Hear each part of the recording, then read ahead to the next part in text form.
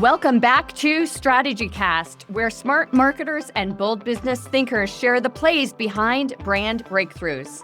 I'm Lori Jones, President and CEO of Avocet Communications. Today, we're exploring a topic that gets to the very heart of what separates strategic leaders from tactical implementers. Adam Azor, EVP of Global Marketing at Sportradar, is here to talk about how marketing strategy is evolving in the AI era and why strategy must always be a leveler for business growth, not a parallel path. From defining what strategy actually means to examining how AI is reshaping internal operations, external campaigns, and team structures, this episode is a must-listen for everyone leading through change. We'll also break down a wildly innovative campaign that fuses live sports with predictive AI modeling. A competitive edge starts with strategy, and strategy starts with knowing how to develop one. StrategyCast is a leading marketing podcast that serves up strategic insights, trends, and tips to help separate your business from the pack. Tune in weekly as host Lori Jones interviews bold marketing leaders who have priceless wisdom and are willing to share. Each episode explores cutting-edge approaches that have proven instrumental in transforming brands into industry trailblazers.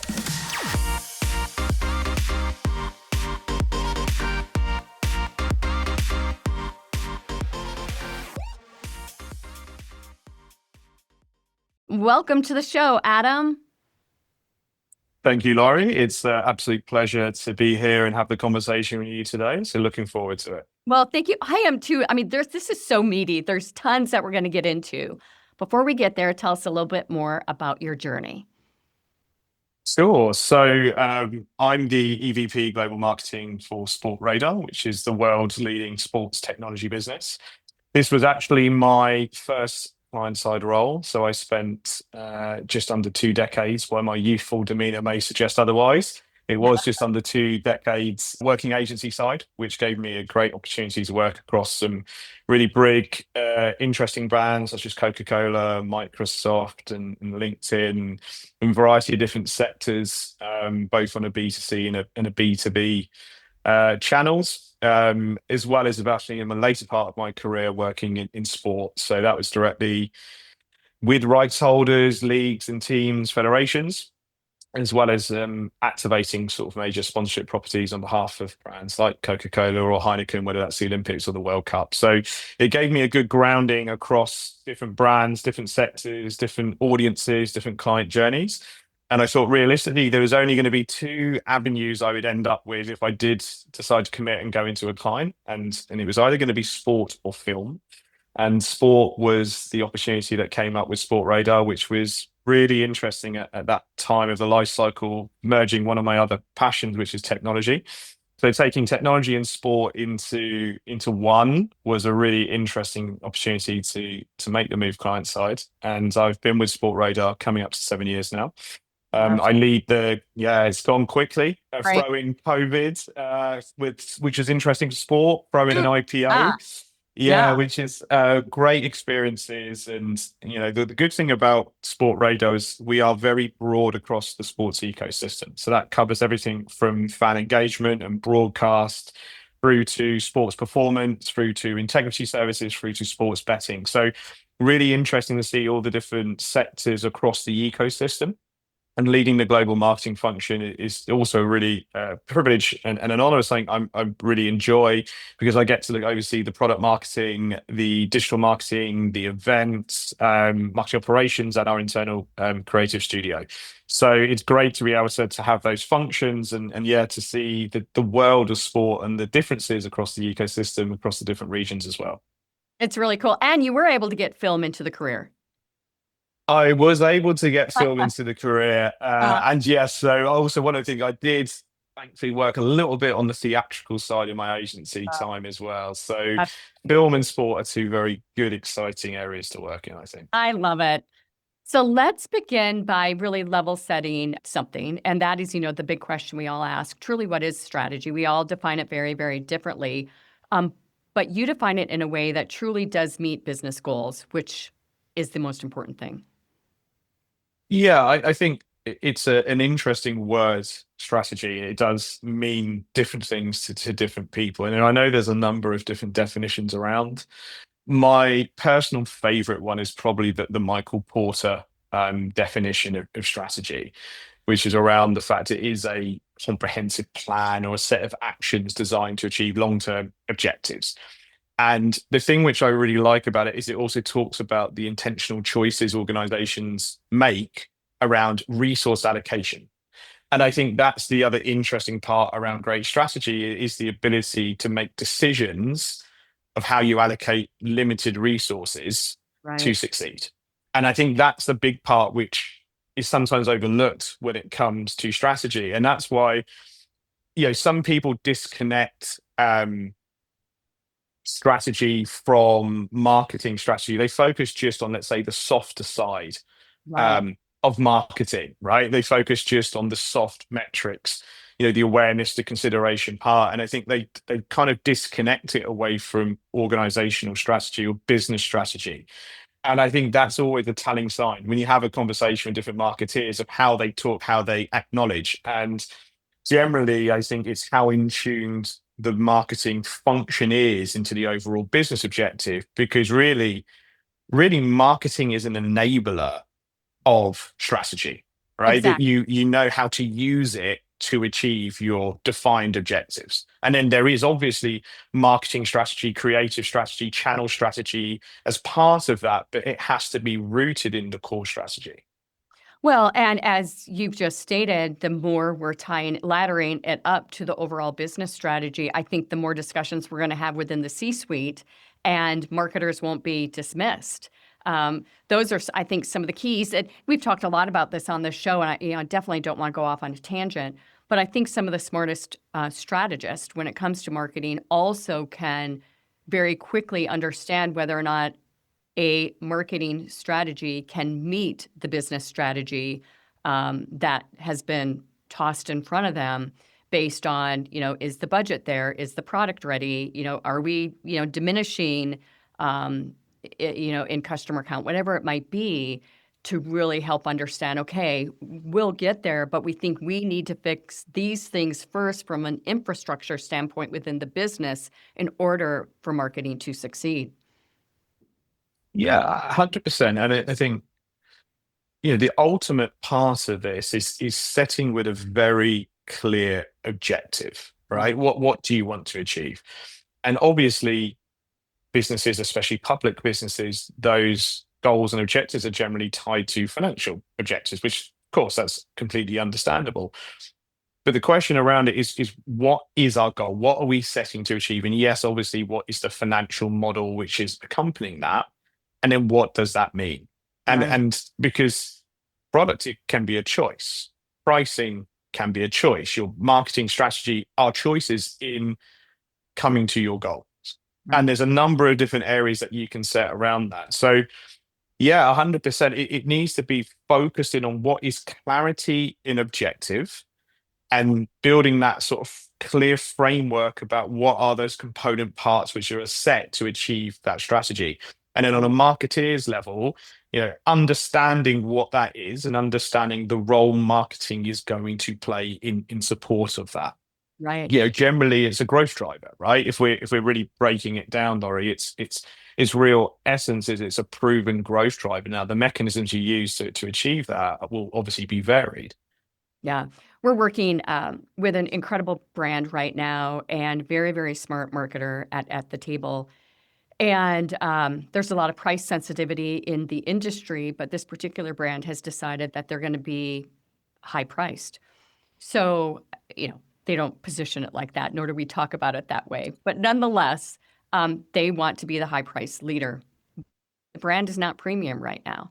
And in order to be high priced, there really has to be premium components of that, not just quality, which they have nailed, but customer service and on-time delivery, all these sort of things that really ladder up to that.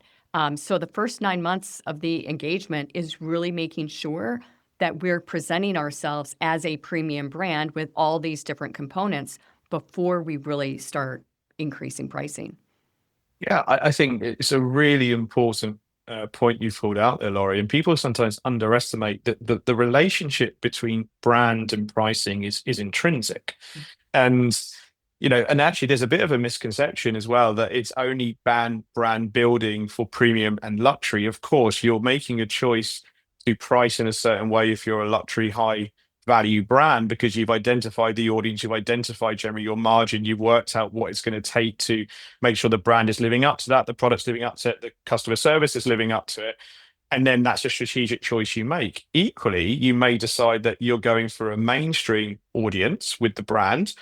And actually, that's a lower price point margin. So you're going more on a volume play rather than a value play. You still need to build your brand in a way that is also not alienating that mainstream audience. So brand is absolutely intrinsically linked to pricing and price strategy. And I one of the things I always say is when it comes to brand and brand building, it's not limited to just marketing and comms. We should be seen as curators, really. That's really the role of a marketeer or a comms professional, is curating the brand. But a brand is customer service, it's the shop, it's the retail, it's the person.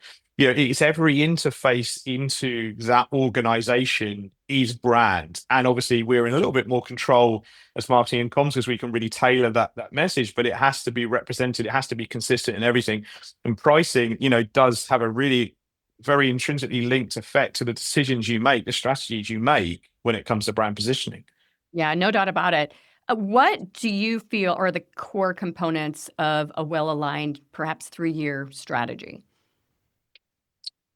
So I would say, given where we are with the pace of technology and disruption going on at the moment, I think 3 years it's an ambitious view to make sure you have to find everything that is going to happen in those 3 years. But a 3-year strategy is important. And again, coming back to what is needed, you need to have a clarity on objective, what you are looking to achieve within those 3 years. And yes, that may also include a financial model around that. So what are you looking to do from a revenue perspective? What are you looking to invest from a cost, from an OPEX or a COGS perspective?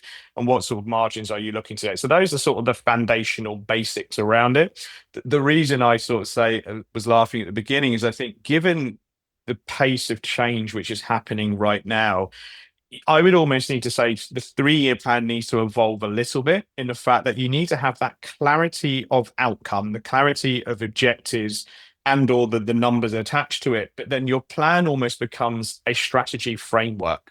Right. Knowing the point that things will evolve and change and be disrupted, not just in 3 years, but probably in 12 to 18 months, which means you will need to plan and have a strategy knowing that what you think now will have to change. So you will need to be proactive in being almost reactive and agile in that way. And I think that's the slight change. And I think, for the years gone past, it hasn't been a requirement. You can have a very clear and strategy that isn't being as affected by macro trends and technology changes so dramatically. But now I think you have to adapt to really see a clarity of how you're going to migrate and capitalize on the opportunities that present themselves, not just the challenges that pop up. I could not agree more. So let's kind of dovetail both those thoughts. Let's talk about technology and AI, and let's talk about disruption. And there's a lot of disruption happening. Where have you seen the most immediate shifts from perhaps an organizational design or operational planning standpoint? In regards to the broader business or just on the marketing sort of context specifically? Yeah, AI disrupting marketing. Yeah, so I think there's 3 main pillars where I'm seeing this, at the moment at various stages. So the first one, which I think is the most obvious and the one that is being disrupted the most, is in the creative production side. So I think that is probably the one that's having the most immediate impact at the moment. And really what do I mean by creative production? I mean in sort of the filming, the content creation, the production side. So if you think about classic production, content production, obviously we're thinking more in-person shoots, location scouting, that production side, and also that's a barrier which obviously existed given to the budget implications that you need to do, as well as the planning and logistics around it. Technology is heavily disrupting that at the moment through the accessibility of generative AI. And I think that is apparent also with the advancements in CGI when it comes to disrupting what's historically been photography and retouching. So that certainly that whole area of creative production is one that I think is being, probably aggressively and dramatically affected right now. Before we go to number 2, let me ask you a question about that. There's a lot of discussion happening within this realm regarding authenticity of talent. What are the fast and tried and true rules that you're deploying as a brand regarding talent usage? So it's interesting for us because we're very much operating in the sport realm. So our talent is very much aligned to our sort of big league relationship. So the talent is aligned around that point. It is a very interesting and delicate point when you talk about talent in a generative AI. And that's not just talent that you see in terms of featuring in campaigns. I'd go as far to say it's talent that you may employ in terms of delivering of that, whether that's directors, photographers using their work that's then been going into a large language model and then being redeployed. So what we have implemented is very consistent. Is we are only using our key defined partners when it comes to talents. What does that mean? It means we're working directly with the leagues and the individuals where we know that we have clarity of who we're using, and we're only using very trusted, let's say, channels when it comes to creative deployment, when it comes to generating imagery and talent around it. So what does that mean? Well, we're working with partners like Adobe, like Getty. We have long-term contracts with, and we also make sure that they have the policies that also indemnify themselves to the output that we're using. So when it comes to that, that's what we've done from a Sport Radar perspective. I think we're quite lucky because we're within the realm of sport, so we really know who we're working with, and it's kind of delineated in our agreements. And we're working with the sort of same very clear, trusted partners. So we have a process internally when we onboard these people to make sure it passes the sort of checks and balances we need, because I think there is a lot of disruption in that area that don't necessarily take areas you don't necessarily know where the generative AI is coming from and whose rights it may be stepping on. And that's not just in a visual or content perspective, it's in an audio perspective as well. Well, and legal Legal, yeah, is a totally separate topic we could have for days. And it is very interesting. It's going to take some time years, at least in the US, to really figure out what is trademarkable, what's IP, what's not when it comes to AI usage. But again, another time, another day. Okay, pillar number 2. Pillar number 2. So the second pillar is, for me, the least sexy one, but very fundamental, which is the operational changes that AI and technology is bringing in. So quite simply, that is ways of working. And that is both from an internal and, I would say, agency partner perspective. And actually, it's interesting, having worn the agency hat for quite a considerable amount of time and understanding how agencies work and operate, and obviously the commercial model built around that, as well as how marketing organizations work. So quite simply, we over the last 5 years aggressively at Sport Radar, we've been on a bit of an evolution. We were the stereotypical B2B, B2B2C, I should say, marketing organization at Sport Radar. And the way that we were set up and geared, the skill set, the capability was very much of that ilk. It was very, third party event orientated, which is just not how, people are buying or consuming or interacting with marketing or content. So we very much changed that based on the buyer change and really focused down on digital and content marketing, invested in some marketing tech stack, looked at our attribution, our lead generation. So really invested in kind of evolving that from, a historic way of successfully B2B marketing into modern B2B marketing. The reality is that's about to step change into a very aggressive way yet again. And the client journeys, the buyer journeys are evolving, the channel journeys are changing. So understanding what the capability and skill set are, your internal processes, the right tooling you need to have to do that, and how you actually work, and then what external support you need. We do not have the answers right now, but going back to my point around it, is actually about 18 months ago, we put a framework and a strategy in place, knowing that we knew this was coming. So what the team has been doing now has been really auditing, making sure they're having the right tools, the right processes. And we have already in the last 6 to 9 months dramatically changed how we produce, how we create work, how we interface with our agencies. Even the mix of agencies that we now work with has changed. Wow. That's just going to accelerate even further. It's going to change again in the next 6 to 12 months, one step further. So what does that mean? It means when you're looking at, as part of your strategy and your plans over your 3-year plans, what sort of talent do you need? What sort of skill set do you need? If you're then even when you're looking at attrition, not just incremental roles, how do you need to redesign? What should your structure be optimally? And again, that's what I say is understanding in that 3-year plan and structure, knowing what your end game is, but knowing the journey may tweak around that. So pillar number 2 is very much that internal way of working, the least sexy areas, but really that is going to be a dramatic change, I think, over the next few years, and even more so because roles that, again, there's a wonderful quote, and I can't take credit for this, which is, people are talking about, is my job going to be replaced by AI? The likelihood is no, but there's a high chance that you may be replaced by someone else who can use AI if you can't. Absolutely. Yeah. A few follow-up questions on those incredible insights that you just shared. So first off, what are the guardrails that you're providing your agency partners regarding AI usage with creative in particular? Yeah. The reality is we need to understand, and there is a clear written agreement around this as well, is the right creative generation. So Right. anyone we work with, we have clarity of how and what the imagery is being created with, either that is from themselves or the right tools and systems they use. And we have a very clear policy that we've worked with our legal team on to actually define that. And that's part of the agreement when you sign up as a partner of Sportradar.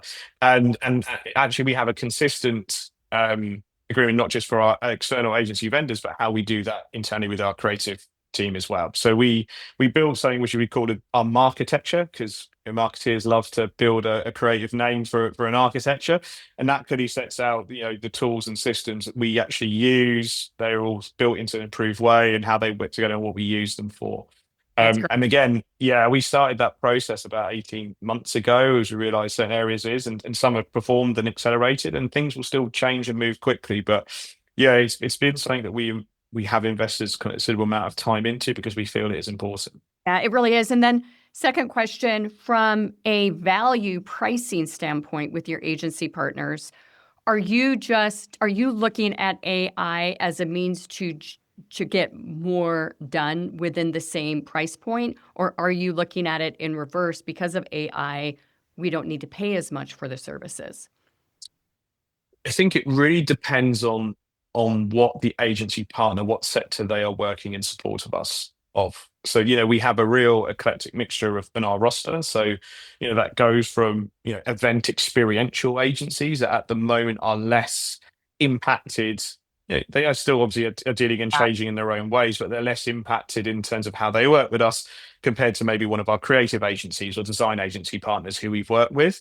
And then obviously we have at the moment, a lot of our more technical digital agency partners are more working on project infrastructure projects for us rather than necessarily having that being built and then implementing on that. I think when we get to that phase, there will be a change in how we actually are working with them. I have no doubt. As of right now, I'm not looking at any major saying, right, generative AI is coming back, so I'm looking at efficiency of, X amount % of that. That's not what I'm looking at. But like with anything, when we review an agency scope or an agency project, the question really isn't about necessarily what the overall value is and can we bring it down, is what is the deliverables and what is the way of working, who's working on that. Most of the agency partners we work with at the moment are still remunerated on a scope of work on an hourly basis. So really, what are the roles, what are the people involved within that, and what is that being delivered against? And I think if you are having good, honest relations with your agency partners, and I think one of the things that we've had some really good agency partners that have long-term relationships with. And I value that, especially in this era at the moment, is having good, trusted partners who are delivering, good insight, good strategy, good creative and good execution. That's really, really important. Yeah, so then it becomes more about what it is, the outcome is, rather than focusing on that overall number. Final question, pillar 2, you mentioned a tech stack, and I think tech stacks are constantly changing and evolving, even from year to year. 12-month contracts up, we're going to change something. What is the level set that you've developed with some of the technologies that no matter what, you're going to be renewing each year? Oh, that's a good question. There probably isn't anything I would say as of now that I'm definitely going to renew every single year. That's given the pace of change. I think there's a certain pieces of technology that are intrinsic that would be very we would have to have a very good cause to move away from because of how much we've invested in that. So Salesforce is a really good example, right? So we use Salesforce CRM and their Pardot systems and a number of their different tools, which we find actually interconnects very well with the other type pieces of technology we actually use. So that's probably the closest one that I would say is one we wouldn't necessarily move away from. Would I say that's the one guarantee year on year? Absolutely not. And if you think right now has to show value, has to show return, and I think we probably need to, we are auditing things a lot earlier probably than we would have done because of the pace of change, because there's so much more which is coming out. The irony is the thing which I think which is most valuable rather than any tool is the people. So I have a great head of digital marketing at Sportradar, and she is someone that has led the team through lots of process and areas. So the thing which I think is coming back is the human at the moment that's adding the value in evaluating the right tools, how they fit together is really the most important piece of the stack at the moment. Could not agree more. I think that's great. We're going to blaze through pillar number 3, and then we're going to get into a great case study that really encapsulates everything that we're talking about today that you deployed on your team, with your team in the market, rather. Okay, pillar number 3. The number 3 is actually in the campaigns themselves. And the third thing which we're seeing now is how is AI, machine learning, generative AI being implemented in campaigns. And then that's really interesting. So you are starting to see that. Yes, obviously people jump to the content creation, but I think what we're really interested in is the real-time nature that AI and generative AI is able to have. Right. And I think in sport, we're very blessed in the fact that, we are intrinsically built into that world, and we've built a lot of those foundational technologies that is able to take, actually, firstly, building the technology to capture data and not just human eye data, but deep data. So computer vision, we're building technology and models to extrapolate data on a vast level. And the thing with technology right now is with AI, machine learning in real time, you can crunch that data in combination. So I'll give you an example. It's a tennis season, it's a football match. The human eye historically has been what's been the limiting factor. But imagine you're watching Alcaraz versus Djokovic. Now, with computer vision, you can actually see not just the data points coming off, but you can say, well, what angle is Alcaraz holding that racket? How quickly is he moving back and forth on the court? And then let's look on Djokovic, the same, but then analyze it in 20 years worth of data. What was it like when the temperature was that? How does it fit into that? And then you get into the predictive modeling part of it, which is almost like Minority Report for sport, right? It's telling you what's going to happen. Great thing about sport, everything is still going to happen no matter how much you predict it, but it starts to make the leap of understanding. The ability to then take that and deploy it in real time into content, into creative to be dynamic, regardless of the channel, digital, display, digital outdoor. That is where it starts getting interesting within the realm of sport. And obviously that is across all types of sectors and categories, depending what your area is, right? It's a hot day, it's temperature sensitive creative going out for an ice cold Coca-Cola, contextually things are a place you can buy it, right? It's the ability to automate it. And that is a sports fan right there that you've defined. Someone who can really analyze that. I can just see parents across the world taking a look at their own kids and what they're going to be doing, to show improvement over time. And oh my gosh, that's really cool though. That's a lot of fun. I love that. So let's dive into this really cool campaign that you developed for basketball. I think is it ICE Barcelona? That's right, yeah. Tell us a little bit about that. Yeah, well, actually, it's continuing the theme. So it's a nice pivot from computer vision into that's ultimately the heart of what we wanted to do. So I think in sport, computer vision is one of the most exciting technologies in partnership with AI. And I think that combination of what it can actually do. And just really to elaborate it, computer vision isn't specific to sport. It's the same technology which allows driverless cars, for example, right? It's the ability to extrapolate data from imagery, from sites, and then process that and obviously turn that into information. So in the context of sport, it's very much used in the ability to generate data, to generate data points. But that's a very complex area because what you're basically saying is there is a camera, which is basically looking out, and it's extrapolating the people involved in the sport if it's a ball or an aspect, it's got to track that, and it's tracking everything. And it's tracking every single component part of that, extrapolating that data. So in basketball, this is sport that we've been working quite substantially in regards to computer vision. What that basically is doing is looking at a basketball court, looking at the players involved, looking at the positions, and through the camera being able to extrapolate that data. So every time a basket is scored, every time a point is scored, how someone is moving, if they score, they don't score, getting all of that data in, and in real time pushing that into our technology. And obviously that then is going to be able to then be used in real time in a number of different ways. So we have been building this technology. We thought, right, in the technology world, and a lot of technology companies may find this as a consistent theme. It's quite difficult when you are a tech company dealing in code and everything else to demonstrate what you're actually doing to a visual audience. And even in sport, we're quite disconnected, right? Because you've got the Super Bowl, or you've got the World Series, or you've got the Champions League, and of course that's happening, and then you have activations. We wanted to combine the two.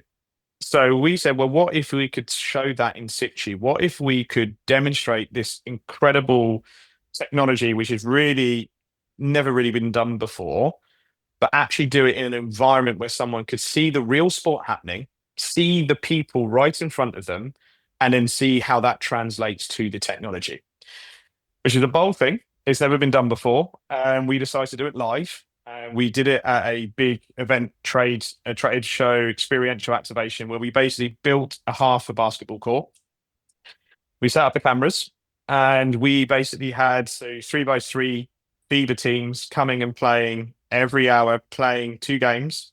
And we were basically showing how the camera was tracking each of the individuals, showing all the predictive modeling, allowing people to kind of guess what's going to happen next, to see all the real-time stats. So it was literally saying, if someone had the ball, this is a real person, it will give you a percentage of what's going to happen next, or if they're going to score, if they're not going to score, before it's happened. Right. And it was really like for people to see that they've seen elements separate, but they've never seen it all come together. So that was the campaign we did. It was a bold action, because again, when you're doing something like this, it's all consistent to the actual environment. We couldn't test it because it's a live space. Couldn't do any testing in environment. We could test in basketball courts, but every single aspect, the lighting, the backdrop, the setup, all these areas have an impact on the actual model itself where it's working. So we had a day and a half of testing, making sure everything's working. It comes off one tiny little camera, about that big. It's not a big heavy rig, and that's the whole point. It comes with it. Yeah. And again, then you're reliant on the Wi-Fi, because everything's real time, it's instant. So the latency is also very important from that. And we implemented it, and I think we kind of blew everyone away. No one had ever seen anything like that before, never seen it live. We're very proud that we got recognized in the Creative Innovation recently award for the first marketing awards that Sport Radar won. And I think the proudest thing for us was seeing the recognition we got from our peers and competitors, even saying, "Well, can't believe you actually pulled that off." But the most important thing for us, again, coming into it, is we had the highest level of engagements on one of our experience activations events we've ever seen. Broke every record materially. We had the highest level of conversions to it, and it also really drove the highest number of opportunities and leads in that space that we've seen before. So I think, again, coming back to it, is this was coming into that third pillar we talked about. It's very much using AI in a campaign orientated, but it speaks to those first two. And it's a really interesting, exciting piece of technology. And again, having the passion of live sport alongside it was something we were very excited to demonstrate. It's so interesting. There's so many incredible things about what you did. But if we go back to like the strategic DNA of the individual saying, yeah, let's do this. I mean, it's bold. It's risky, and the best outcomes typically come about when you combine both of those things and you just pray that it's going to work. Where was your mindset as you're walking into the show arena and everything is getting set up and you're like, this better work? Yeah, they're nervous a little bit. Yeah. I mean, don't be wrong. the team that works on it, I worked with this team for a number of years. I know the qualities of the people involved. They've built up trust. So knowing who I'm working with, knowing the team, I'm feeling as confident as you can be. But there is nowhere to hide. It is live, and have a certain market position. If this technology was not to work, it's very, very damaging to us. So, but there are times, I didn't come into marketing to play it safe, right? And I think, the whole point, there is something I think in all of us marketeers is we crave that excitement, that ambition, that curiosity to do and achieve something. And there are opportunities when you get the chance to do it. And look, don't be wrong, it's not always right to say yes. So I'm saying to you, I'm not saying it is right to always be old, especially the risk is great, but look for those opportunities where it is right to say yes. And that means being out there. Yeah, it was absolutely worth it. Before we leave today, I've got two final questions for you. Do you believe or let me pose it this way, what is one mindset shift today's marketers, leaders must really take and implement immediately in order to achieve these big, bold ideas that you just shared with us? Oh, that's a good question. So I think the one thing which is absolutely critical, and I think this goes to a core set, which is timeless in marketeers, is realizing that who and what you need to do in your marketing strategy is probably not you. Mm-hmm. And it's probably not how you think or behave or want.